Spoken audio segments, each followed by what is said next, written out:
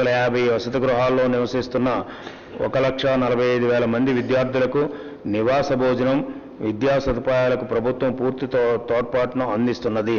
ఆంధ్రప్రదేశ్ సాంఘిక సంక్షేమ గురుకుల విద్యాలయాల సంస్థ 177 గురుకుల పాఠశాలల ద్వారా 1,24,000 మంది విద్యార్థులకు గుణాత్మక విద్యను అందిస్తున్నది.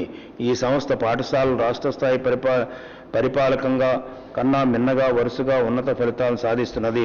షెడ్యూల్ కులాల, షెడ్యూల్ తెగలు, వెనుకబడిన తరగతులు, అల్పసంఖ్యాక వర్గాల విద్యార్థులకు ప్రభుత్వం నిర్వహిస్తున్న ఈ గురుకుల పాఠశాలలు సాధిస్తున్న ఫలితాలను దృష్టిలో పెట్టుకుని మేము సంక్షేమ శాఖ వసతి గృహాలన్నింటినీ దశల వారీగా గురుకుల పాఠశాలలుగా మార్చడానికి నిర్ణయించాము. వీరి సంక్షేమం కొరకు అమలవుతున్న మరొక ముఖ్య కార్యక్రమం విద్యార్థులకు ప్రీ మెట్రిక్, పోస్ట్ మెట్రిక్ ఉపకార వేతనాల మంజూరు. షెడ్యూల్ కులాలకు చెందిన పేద విద్యార్థులకు విదేశాల్లో ఉన్నత విద్యను అభ్యసించడానికి వీలుగా అంబేద్కర్ ఓవర్సీస్ విద్యానిధి సహాయపడుతుంది.